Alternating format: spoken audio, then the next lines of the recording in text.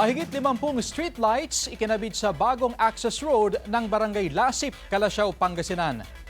Palitang Barangay, hatid ni Senny Salvacio.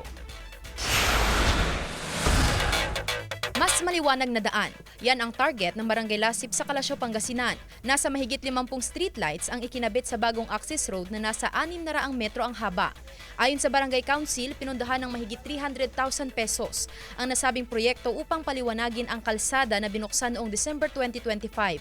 Ay malaking tulong po ito kasi halimbawa matraffic na po sa main road na sa highway, pwede na rin po sila ditong dumaan na parang access road po ito. Kaya halimbawa gabi po, maliwanag na po dito.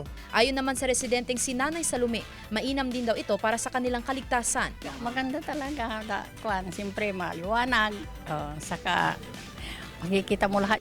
Ikinabit na rin sa mga iba't ibang lugar sa barangay ang 16 na bagong CCTV camera para sa dagdag seguridad, lalo na sa mga sitio.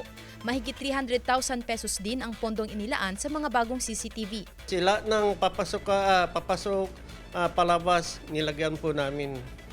Kasi halimbawa kung may anumang insidente na para matignan po lahat.